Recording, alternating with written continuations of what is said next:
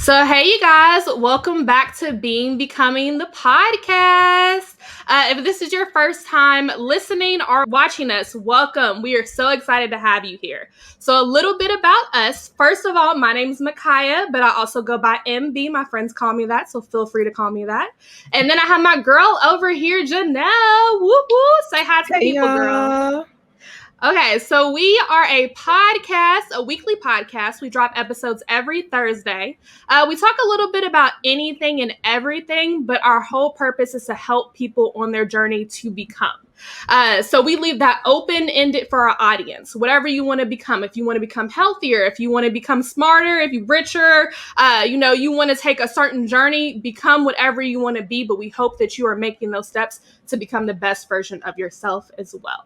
So again, we are excited to have you here, and we're excited to talk about today's topic. But right before we get to that, thank you guys for all of the people who have been supporting the podcast. We really appreciate you guys. We do know there's been a few people that have really been rocking with us, whether it's on YouTube or if you're listening, on all those platforms, because we are on all streaming platforms now. But if you want to support us and if you want to continue to support us, you know how to do that. You need to like, share, subscribe, wherever you are listening, and follow us. We do have the Being Becoming Podcast IG page on Instagram, so make sure to go over there to make sure you guys figure out what we're talking about each week, and we can engage with each other and build this community. So again, we're excited to have you here today. And Janelle, what are we talking about this week? Girl, we're going in deep a little bit. Okay. So you guys, when you hear about Ashley Graham, Tess Holiday, Lizzo, or even Danielle Brooks, what comes to mind? Well, two words come to mind, and that's body positivity. Many people get body positivity confused with normalizing obesity. However, that is furthest from the truth. Body positivity was created to help marginalized bodies and to help people feel entitled to self-love. Many people think that if you're fat or overweight, that you're supposed to hate yourself or feel shame or some type of way overall. But again, that's not the right perspective to have. Body positivity means that you accept where you are in health and at any size. More importantly, you love yourself through your journey of health, fitness, and nutrition. So I'm really excited about today's episode because this woman brings so much positivity and knowledge to the forefront. Yes. I'm super excited. You guys, we have a guest on today's show. Woo woo! We have Farah Green here, the body positivity nutritionalist. So Farah Green is a certified exercise nutritional coach. She focuses on body positivity, body activism. She's a speaker, author, and founder/CEO of 𝒃𝒽𝒾𝓃𝓃 𝐻𝑒𝓇𝑒 LLC. So she encourages women to embrace their body through body image consulting, health, wellness, and nutrition. So after years of fighting depression, low self-esteem, and weight loss, she discovered that every health and wellness journey begins with self-love. TBH, which is thick, bold, and healthy, is a one-stop shop for all things related to body positivity, nutrition, and wellness. So thank you, Farah. Thank you so much for joining us today. Thank you for having me. I am super excited. I love you all's energy and excitement and stuff. And so it's just all positive vibes. I can feel it. So thank you so much for having me. I'm excited to be here. Well, we are, of course, excited to have you. Let's go ahead and just jump into the conversation. Janelle gave us a little bit of background information, but we want to hear a lot more from you. I think I want to start off with, what does body positivity even mean? Because I feel like a lot of times we'll hear that, buzzword, and we all kind of have an idea of what it means. But, what do you think body positively, or what do you encourage when it comes to body positivity?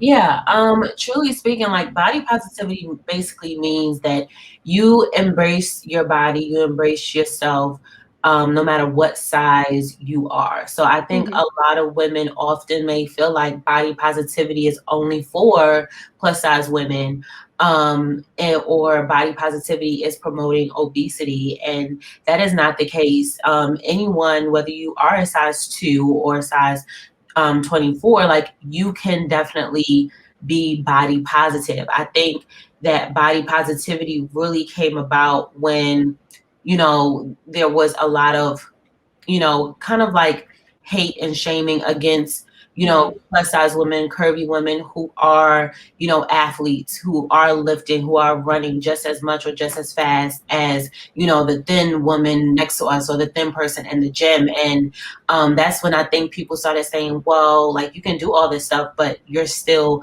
fat or you're still, you know, obese. And it's like, well, no, like, just because I'm a curvy woman or a plus size woman, it doesn't mean that I can't love myself throughout my journey. And I think that women really need to know that you can love yourself and still want to change. You can love yourself of where you are right now, love your curves. Of course, we all have our flaws that we may dislike, but the truth of the matter is that you can love yourself through the process and still love yourself through whatever process, whether it is a weight loss process or you're looking to reverse a chronic illness. Love yourself through that moment and still love yourself even once you get those results. So body positivity is really just is really a movement where no matter what size I am, I'm going to love my body for the body that I have today. Amen. I love it. Me too. Yeah, I think self-love is so important. And I'm so thankful that you explained that a little bit more, because I think a lot of people, like you said, when you think about body positivity, you think of, plus size women or, people who have curves and things of that nature. You don't always think of the size 2s. Yeah. So loving yourself no matter where you are, whatever size, whatever stage you're in, that self-love is so important.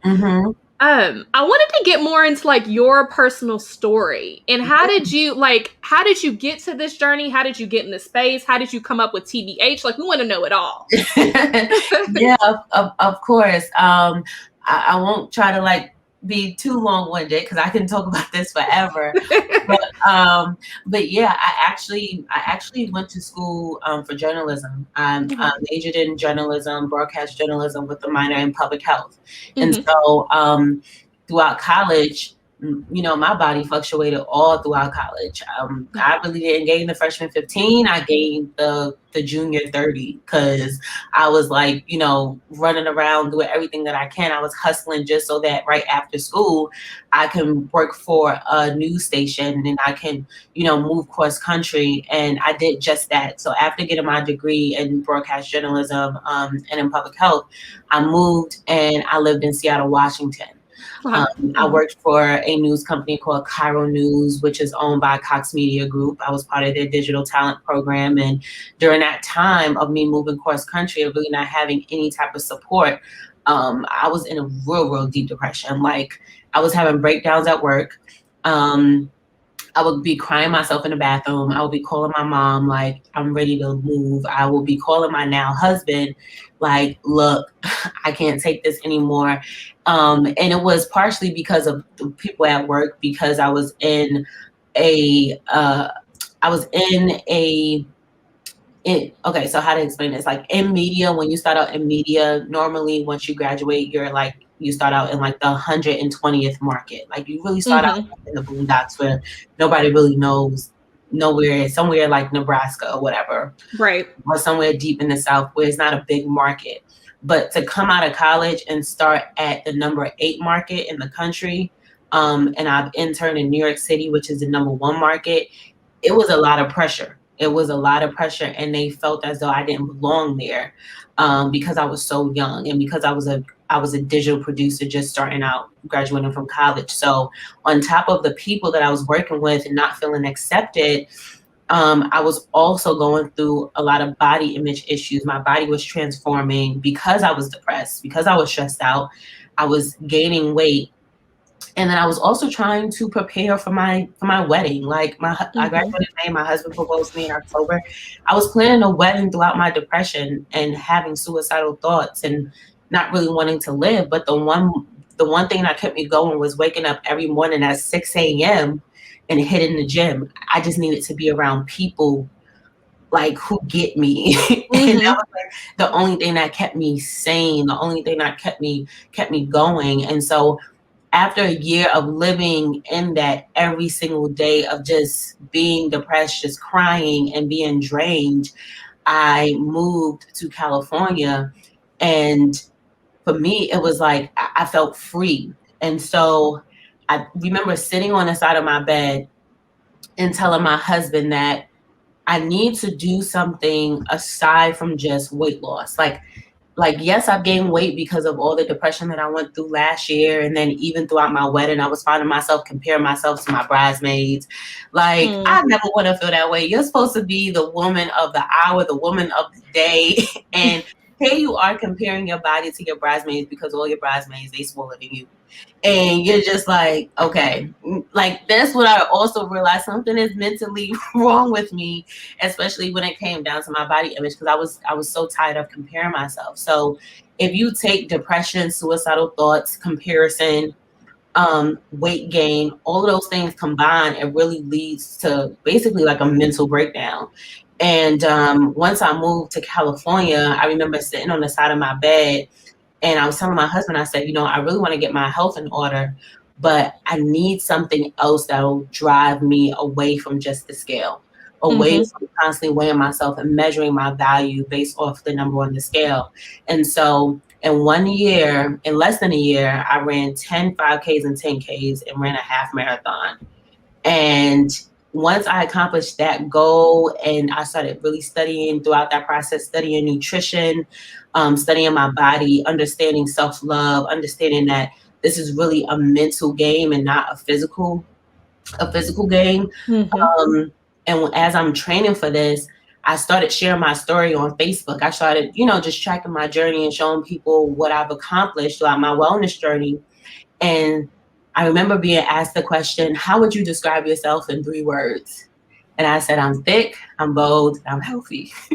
And so I was like, you know what? I'm going to make this into a company and I'm just going to inspire more women to do the same, and inspiring them and letting them know that they can truly embrace their bodies, embrace their curves, no matter what size they are. And they can be an athlete, they can eat right and feel good about themselves, regardless of how the media portrays us and regardless of how they may personally feel about themselves. So that is how I developed the concept TBH.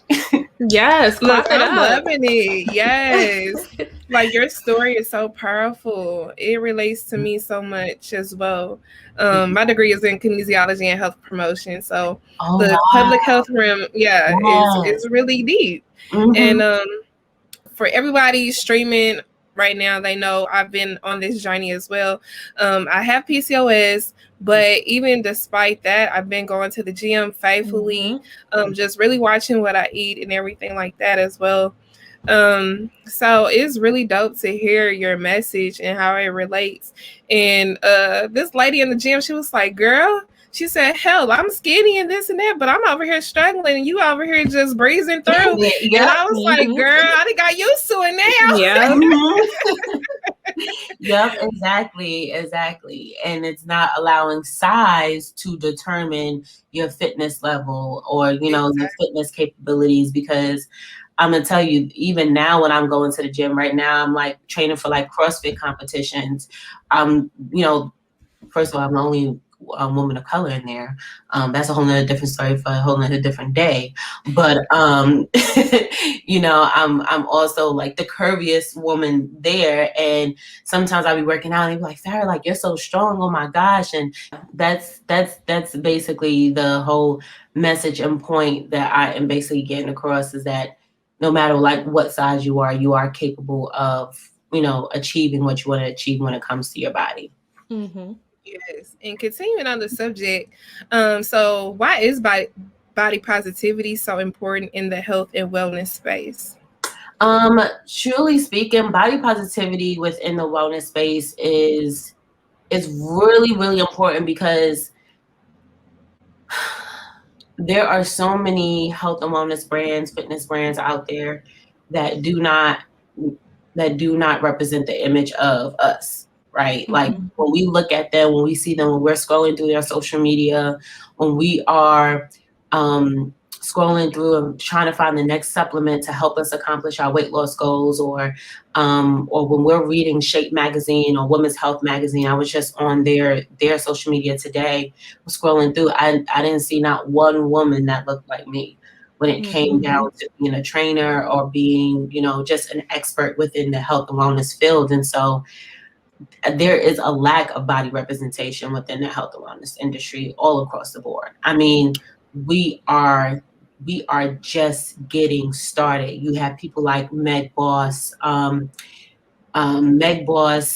Ashley Graham, Tess Holliday, these type of women, myself, like starting to like really speak up. FBF Body, 𝒾𝓃𝓃𝑒𝓁 Fit with Ashley, right?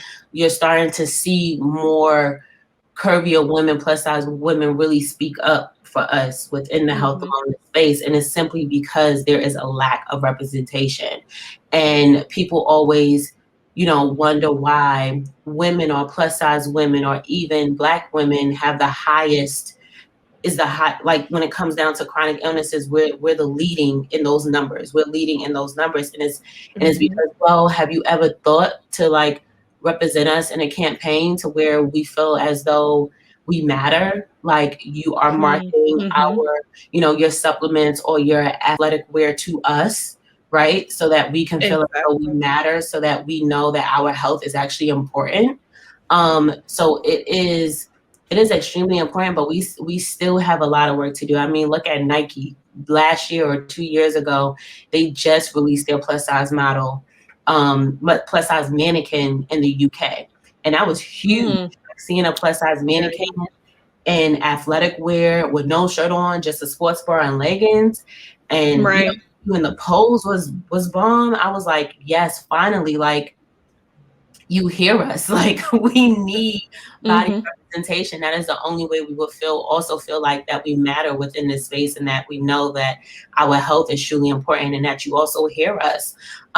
So, I mean, but even that mannequin alone, I don't think it probably hit a few stores in the US, but I don't just want to shop at Lane Bryant or Ashley Stewart, like, right. So, my wellness clothes, or, I really wanted to see brands and more health and wellness brands fill in the gap of merging body positivity and wellness. And honestly, the gap is still there, but brands like myself, Thick, Bold, and Healthy, is filling that gap.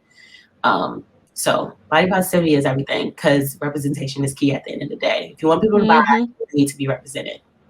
Period. I second that notion, because I be saying it all the time, where I be like, I'm not shopping there because their clothes are boring, and as a plus size lady, I'm not going to be wearing no boring stuff or something that makes me look older than what I am as well. So I'm not having it. And a lot of times people be like, oh, where did you get your clothes? And I have to say online, because that is true. I purchase 95% of my clothes online. But then secondly, if I was to go into Macy's or Dillard's, they're not going to have my size available anyway.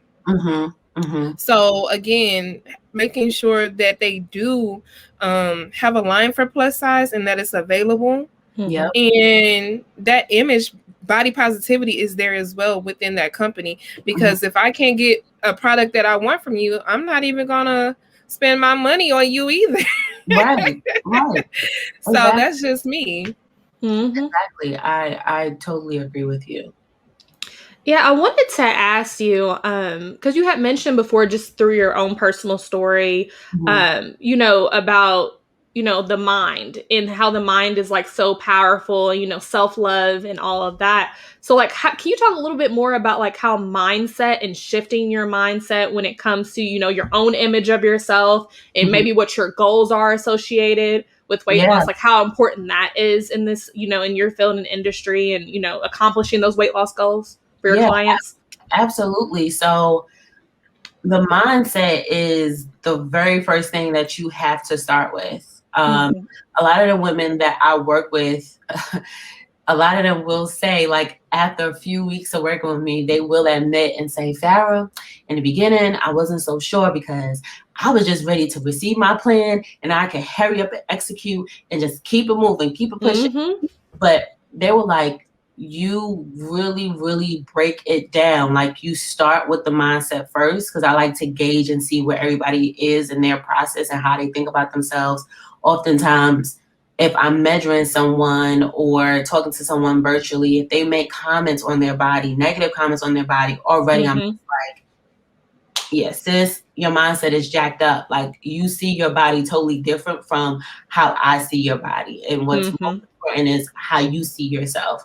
So tackling the mindset is a huge process along your health and wellness journey, because that is the only way you're actually going to create sustainability. And so a lot of people struggle with sustainability, and that is one of the things that I do teach. I don't do fad diets because I don't want you to get caught up mentally so much into the quick results or constantly having to critique your body when your body isn't working how you want it to work. And so when you focus more on the mindset and not just affirmations, but really dive into, you know, how to actually construct your internal challenge, that is a method that I teach. People's mindset start to shift like, okay, so you're telling me that I don't have to measure my success based on the scale. Like I can have other ways of winning throughout my health and wellness journey. And as a result, all those ways of me winning throughout my health and wellness journey, the weight loss came off, like the weight began to drop. So now, because you wasn't focused on weight loss and you was focused on other aspects of your health and improving other aspects of your health, weight loss is just the very, very end result. And by the time you get there, you have already created a sustainable lifestyle for yourself. So, but in order for you to get there, your mindset has to shift. You have to make that decision in your head and say, okay, I'm going to make this change without really obsessing over the scale. If it takes me 12 months to lose 12 pounds, then it's going to take me 12 months to lose 12 pounds. I'd rather it take that long than for 3 months and then it's back on, right? So especially to, so that is one method of looking at the mindset and starting to make that shift, is definitely through the internal challenge method that I just shared with you all. But also too, changing up your language with yourself. I don't know if you heard of Nicole Walters. I love her. She has her new show called She's the Boss on USA. And I'm part of her like community like right now. And one of the things that was an eye opener too was when she stated utilizing the word stuck, right? So now when I look at the word stuck, or I'm teaching other women about utilizing the word stuck, or I feel stuck, I don't know what to do, I'm confused, I'm this, I'm that. It's like, no, you're not stuck. You just don't have the proper information to make the right decision right now. So sleep on it, right? So you see how that type of language still is kind of saying that I'm confused or stuck, but because you switched out the language with yourself, because you're switching out the language with yourself, you're literally transforming your mindset into believing that, okay, it's just going to take some time and that's okay. You're transforming your mindset to also let yourself know and your body know that it's okay. I'm going to be patient with myself. This is a process. This is not something that I should rush, right? Again, changing your language with yourself is another way that your mindset begins to shift along your journey. And then also looking around and really identifying what is it that you want. I think a lot of women, we often look at other people and we crave what other people have, whether it's lost surgery or whether they're successful in other areas, or whether they drop their weight very fast and you feel like you're still where you are. You have to identify what is it that you want, what your health, looks like, in the next year or two. And that's something that I go through with the ladies that I work with. It's called really creating your green print. What does that look like? What does your health and wellness story and journey look like versus comparing yourself to other people, and really identifying and answering the question, what is it that you want? It's a simple question, but oftentimes it's the most difficult question you can ask someone. I feel like you've been just dropping gems. Let me just say that. Yeah, I was gonna say everything that you just talked about, those 3 things that you gave us, like that's not just in the health and wellness field. Like you're changing their mindset where they can go and, start other goals and achieve other things because they're changing their image of themselves. Yep. So yeah, I think that's so important. And how you said words are so powerful. Yeah. Like what you speak into yourself, what you believe you can do, a lot of it is achieved through the words that you tell yourself or that you hear or things of that nature. That's why I personally always start my morning with, positive affirmations, and I have a mantra that I say. So yeah, words are so powerful. Creating a mantra, that is one of the things that when we wasn't in this pandemic, I used to speak at schools, and one of the things that I used to do with them was having the girls create their own mantras, because a lot of them, that's when it really starts, like that age, middle school, because I got picked on a lot in middle school. So that's when you really start discovering your body and start being aware of certain things. And so I think starting out that young and creating a mantra that young, like your confidence boost will be insane by the time you become a full-fledged adult and out here in the real world. So I'm so happy that you mentioned mantra. And I second the notion of just speaking positivity into yourself at a very young age, because like in middle school, I used to always hear, "Oh, you're cute to be a big girl." I used to hear that so much, and I used to tell them, "Shoot, I'm cute regardless, boo." Yeah. And my thing is, people looked at me like I was crazy, but I was literally saying, "Shoot, I'm cute regardless of this weight, because if I drop the weight tomorrow, I'll still be looking good too." Right. So, right. That's true. But then also, I feel like you have to be comfortable with yourself. A lot of kids at that age isn't comfortable with who they are themselves. And I had a grandmother who legit, she said, "Baby," she said, "these are just some genes you're gonna have to deal with." My grandfather called her Big Bertha, and he used to say all the time she had hips, thighs, and pies. But the crazy thing is, it is so true, and I'm shaped just like the woman. So sometimes you can't even help it. Sometimes genetics just play a key role in it too, as well. Yeah. And like I say, you just have to really love yourself where you are and where you want to go.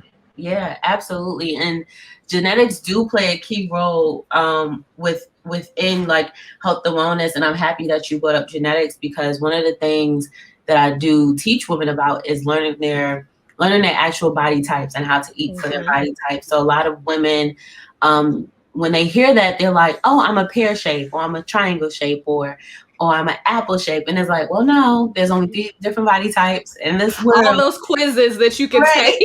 And you're one of them. And so you're either like an ectomorph, mesomorph, and endomorph. And those are the 3 different body types that, people have. And based off of your body type is really how you should go about, eating. And then you could take it a bit further. Like if you, like me personally, I know I'm an endomorph. Like I can gain weight like this, so I need more of a high protein type of meal. Whereas my husband, he's an ectomorph. He could eat a lot of carbs and be fine. That's how he gets a lot of his energy to work out and go to the gym. But me, I need that protein and low carb to keep my momentum going. But a lot of women don't know that.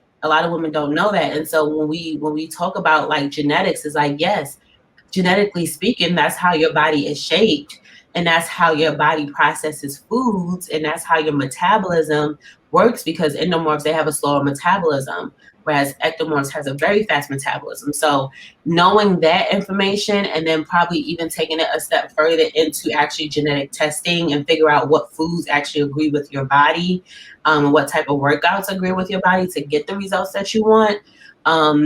That is how you can start seeing the results that you want and really living the lifestyle that you want to live. But genetically speaking, I can't help the fact that I have boobs. I can't help the fact that I have hips, that I have a behind, or that I hold a lot of my weight in my midsection. Like I can't help the fact of any of that stuff of my genetic makeup. But what I can do is understand the science behind my body and based off of the science, make sure that my nutrition and exercise is on point so that I can continue to get the results that I want. Mm-hmm. I'm glad you brought up food, because I did want to go a little bit more deeper into that, as you are a nutritionalist as well. And I know a lot of people, when they're thinking about weight loss, you always hear, weight loss is majority of what you eat. Obviously, working out does help, but it's majority of if you really want to lose weight, like watching what you're eating and consuming. So how do you, what a nutritional plan do you put, or do you have a specific nutritional plan you put your clients on? Like, how do you go about even having those initial conversations? Yeah, no, I never pre-create a nutrition plan for anyone. Whenever I talk to my clients, I can have a client who is the same body, they have the same body type, same body structure, just in terms of hips, shape, and all that. But what they deal with mentally is totally different. Even though they may have the same type of struggles when it comes to weight loss and weight gain, their mental capacity is different. Whereas you have one who carries the workload of everyone. She could be a single mom. She could be a single mom, a mom of 3, and she's always on the go. She's a busybody. She's the caretaker. She takes care of even the elderly people in her family. Whereas you can have another mom, or a career woman, where she has a husband and she still takes care of her household, but her workload is a little lighter. Her stress comes from work, versus the other mom, her stress comes from family. So when you look at those different types of people, they may have the same goal of wanting to lose weight, but how you approach the nutrition plan, oh no, it's totally different. Why? Because they have a different relationship with food in order to deal with their stress levels. So I start there first. And then based off of knowing that information, then I create the customized plans. Everything is customized. So even while I create your customized plan, I'm just not giving you a 4-week plan and saying, hey girl, here you go about it. It's like, no, week 1, we're going to do X. Week 2, we're going to do X. Week 3, we're going to focus on X. Week 4, we're going to focus on Z. We go along the journey that way, so you also won't feel like you're overwhelmed. I'm here to take the pressure off of you. I'm here to take the guessing game off of you when it comes to food. You already have a lot of stuff in your life going on where you have to think for everybody and do for everybody. No, this is a time where now you take all that stuff and put it on me to help guide you through the process and not overwhelm you with nutrition. We're going to take it one step at a time. We're going to take it slow. So everyone's nutrition plan is different. And I think the best nutritionists and the best fitness trainers understand their clients emotionally. When you don't understand your clients emotionally, in the end, they will resent you. Simply because they got the results, whether they got the results or not, it's still a part of them that's missing. It's still a part of them that's not fully healed yet. And so the healing part comes in with the mental part, the emotional part. That is how you start to construct somebody's nutrition plan and fitness plan based off of their emotions, and also not feel like you're also judging them too. Because oftentimes when you talk to other nutritionists or other fitness trainers, not to say anybody is wrong for this, but you tend to start judging your clients, or start saying, or start getting mad at them because they're not doing what it is that you're doing, when it's or what it is that you're telling them, when truthfully it's you got to understand, at the end of the day, it's their body. It's what they want to do, is what they're going through. You're here to guide them. And that's one of the things that I do feel as though people and the women that I work with love about me, is that they said, when I talk to you, Farah, I don't feel judged. I could just be myself and tell you, hey, this weekend, I ate what I wanted. And you're not gonna, be mad at me for it. You're not gonna judge me for it. You're just gonna help me through it. And that's what I love about you. So I think, really back to answering your question, there is no one way to create that nutrition plan. I do not give the same nutrition plan to everybody, because everybody's emotional relationship with food is very different. Preach to that. And that is just really huge in general. I feel like a lot of nutritionists don't understand the emotional aspect of it, simply because, like, even myself, I was an emotional eater. Micaiah knows that. Like, my junior year, I was just really depressed. I lost my granny, I lost my cousin, and I lost one of my close friends, all back to back. Yeah. And one thing that really helped me was food. You know what I'm saying? And people was like, "How can you be depressed and you eat all this food?" I'm like, "That's because I'm an emotional eater. You know, anytime I feel stressed or I'm sad, I'm gonna give me some ice cream. Ice cream. You would think ice cream solve every single problem. You get what I'm saying? But my nutritionist at the time, she was just like, "Girl, you need to get back on track. You need to this, you need to that, and cut this out and cut that out." And at that time, no one's gonna listen to that because you're still hurting. You know, you're still hurting. Yes. So until you're actually over that hump, I can't make any progression. So it's really key to understand that. Yeah. And it's all about replacing. So a lot of women who I work with too, they are emotional eaters, stress eaters, right? But I said, girl, if you're gonna binge on some ice cream, make sure it's just not, 5,000 calories. Like, binge on ice cream and get yourself a pint of 𝒂𝓃𝓃 or Rebel. That's 300 calories a pint. It's still like, you can still say, well, that's Farah as a nutritionist, that's still emotional eating. Well, listen, sis, like, people, you have to deal with the reality of where people are right now. So instead of saying, hey, cut this out completely, I'd rather just have you replace it with something else that'll still give you that same satisfaction.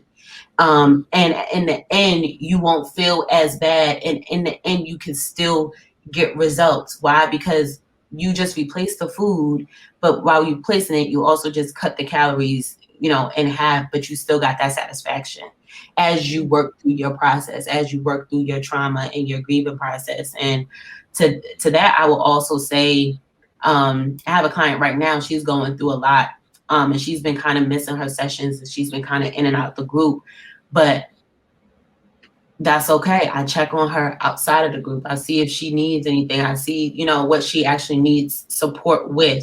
Maybe it's not food right now, but at least when the time comes and, when it's right for you and when you feel like, okay, you can start getting a hang of what's going on in your life now, you always have a place here, So I think also considering that just, patience with your clients is everything, and really listening to them, because sometimes I mess around and say, like, I'm people's food therapist, because they vent to me. They cry. A lot of the women, they have their breakthrough on our call. So it's more than just food. It's more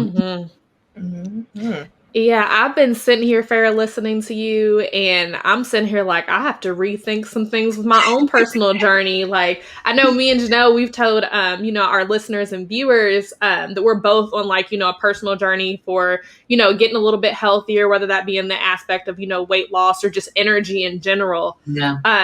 So yeah, there's definitely some things I'm in the back of my mind, like, let me think about, I need to write this down and this. So I'm taking notes over here. But Farah, we've made it to a segment in our show. We call it This or That segment. So what we do is we have 10 statements. It's either like this statement or that statement. We give it to you and you have to choose one or the other, and then quickly defend your answer. So we do time this. We give you 90 seconds to get through all 10. Okay. All right, you ready? Yep. All right, detox or cleanse? Cleanse.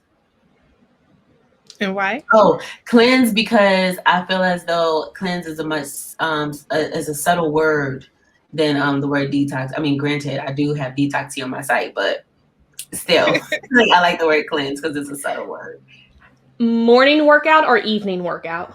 Ooh, morning workout, because I'm just in and out. I'm getting it out the way. By the evening, I'm tired. I don't feel like doing nothing. Preach. Coffee or tea? 60 seconds. Tea.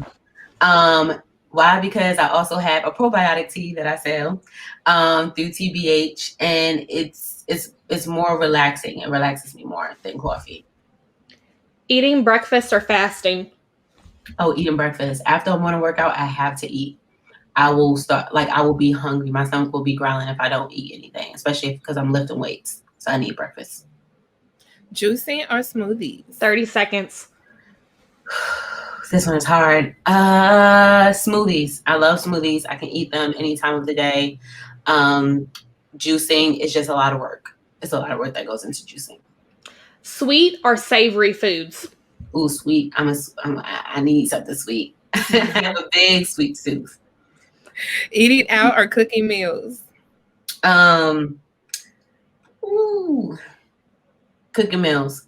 I actually love to experiment in the kitchen.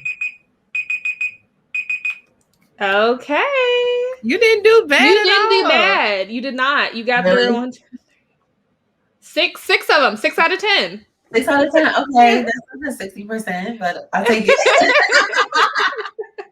No, you did pretty good. We are gonna just go ahead and ask. 7 MB. Oh, she got 7. Oh, you did get 7. See, I miscounted. See, you got 70%. My bad. We did want to just go ahead and ask you the other 3 because we just want our audience just to a fun thing just to get to know you a little bit better and what you actually like. So the next one is meal prep or meal delivery. Meal delivery. Mm-hmm. So I push my women to meal prep, but if you are busy, if you have a lot going on, the meal delivery, like it's where it's at, whether it's somebody local that can prep and do your meal plan for you, and prep your food, or whether you're going to a big corporate company that can deliver your food, as long as you're still eating something healthy. Yeah, there's actually a lot of good meal prep companies out there. Not that I'm going to shout any out unless you guys want to sponsor the podcast, but there are some good ones out there. Right. Tell them, MB.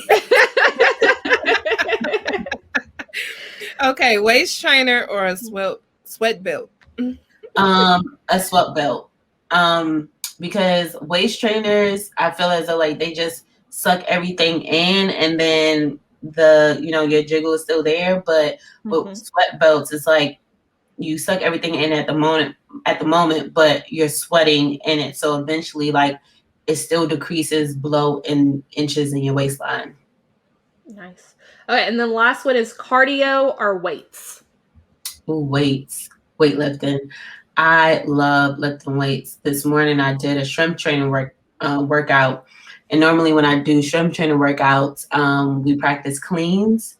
So I finally got up to 119 pounds with my cleans and 130 something pounds with chest press. I think I'm actually higher than that. But yeah. Nice.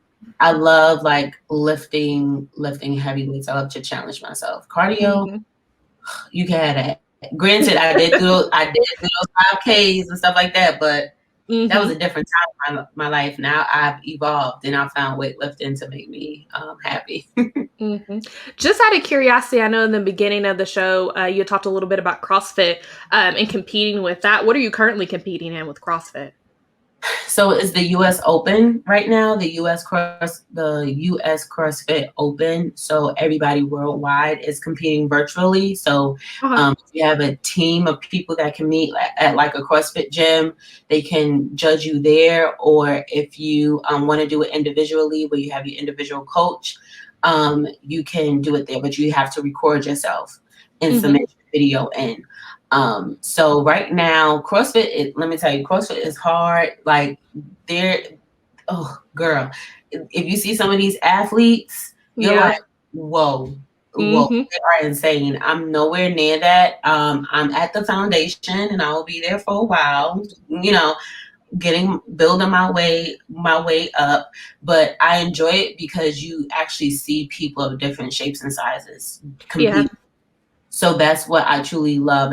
I've seen a male that was in his mid 40s, and you could tell he's been on his journey for a while. And when I see a woman that's 70 years old and doing the movements too, or women like me that are foundational in doing the movements, or even the scaled division. So I love the fact that there's all different shapes and sizes, and that's why I feel really comfortable competing in those competing in those competitions, and my gym is very, very supportive. Yeah, I had did CrossFit for a little bit and I loved it. I got out of it, and once you get out of it, I don't want to say it's hard to get back in, but you're not at the same level. Yes. So you were starting from base. Yeah.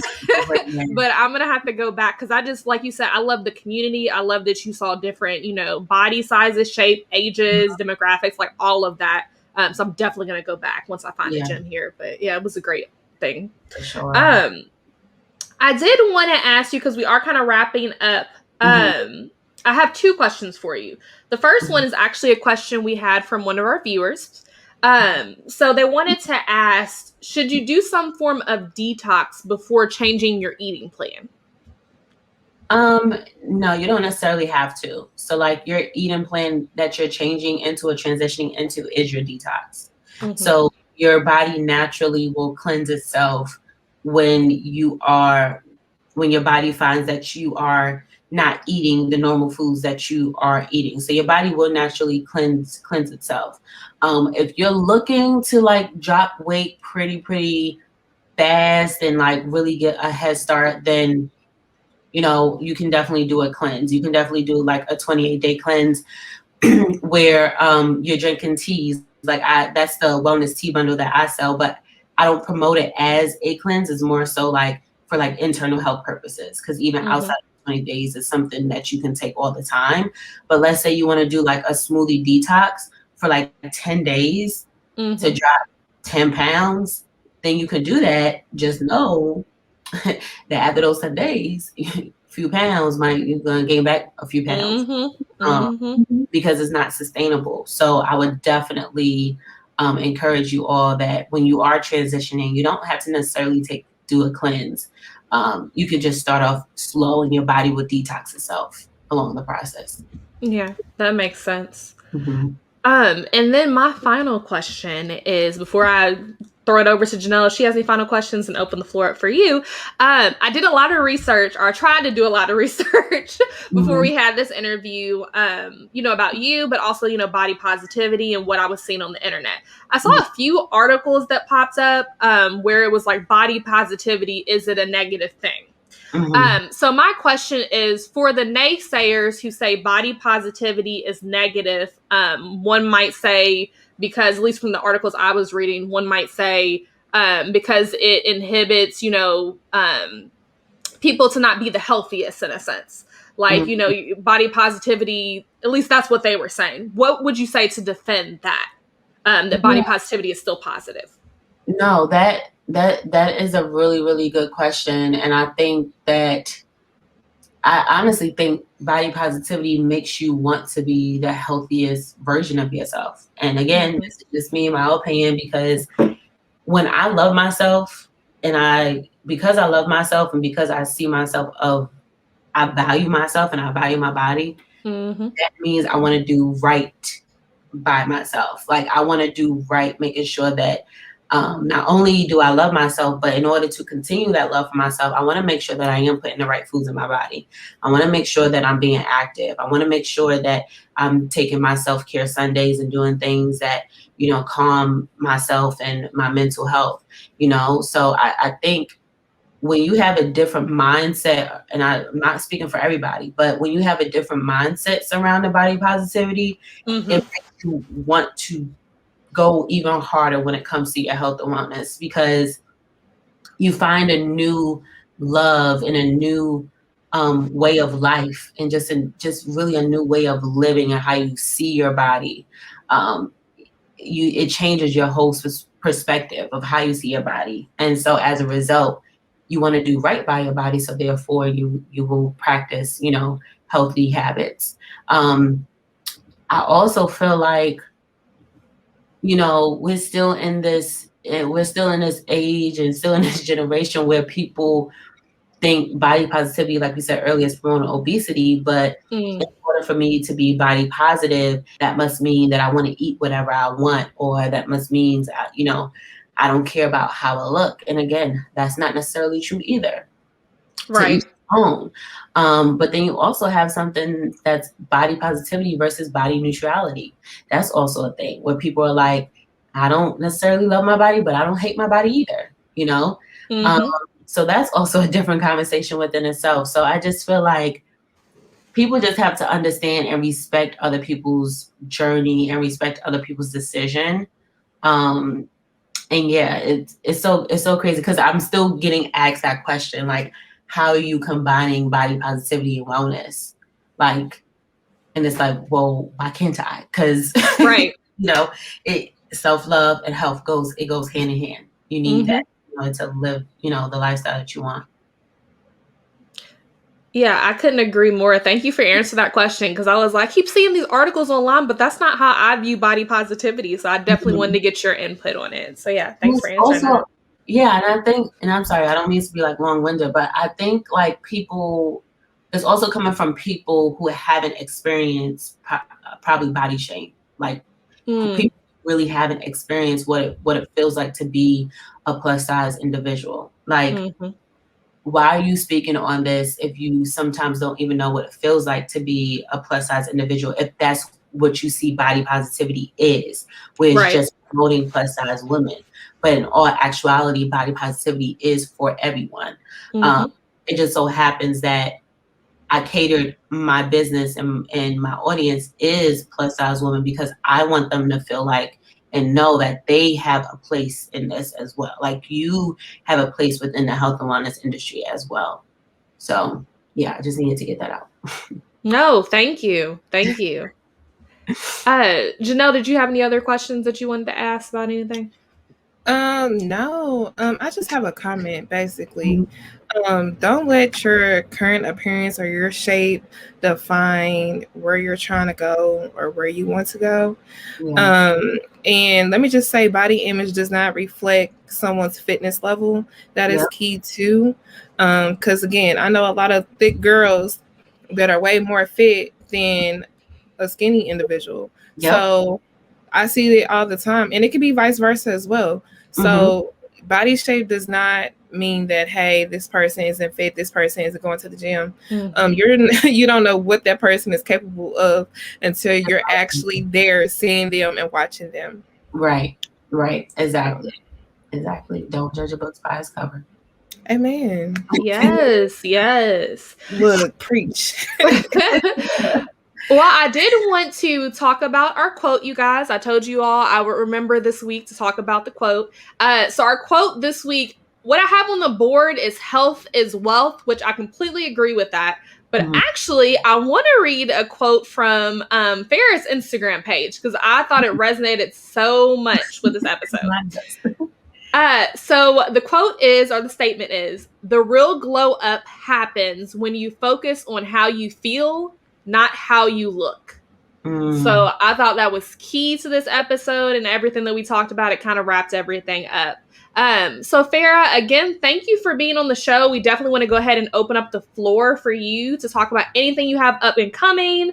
Your personal pages, shout out your IGs and everything where we can find you. So all of that, we're opening the floor. The floor is yours. Thank you. So you can find me at Farah M Green _ on Instagram, and at Thick, Bold, and Healthy on Instagram as well. And you can visit our website at 𝒃𝒽𝑒𝓁𝓁 We have the Body Revamp program that is currently out, where you can actually work with me both in a group setting and one-on-one. So if you are interested in that, you can visit 𝒃𝒽𝓁𝓁 and click on the tabs that says Become a Member, or you can visit bodyrevamprogram.com. So yeah.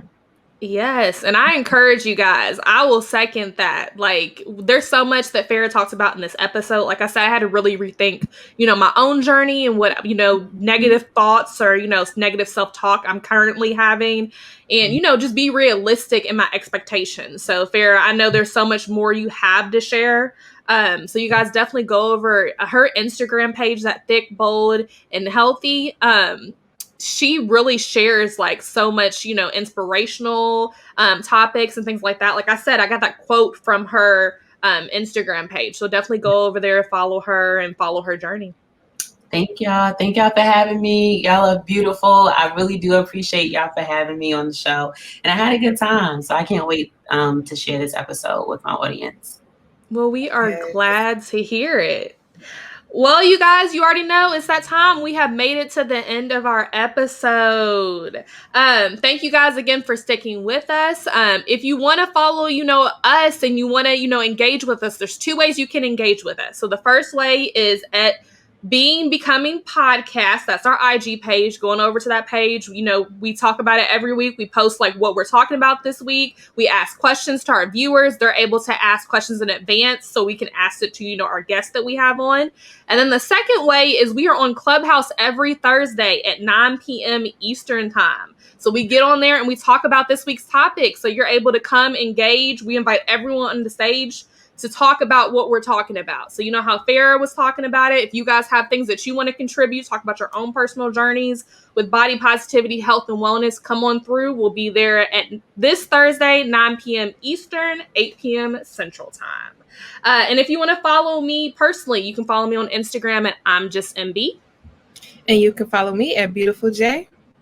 And we will see you guys next week.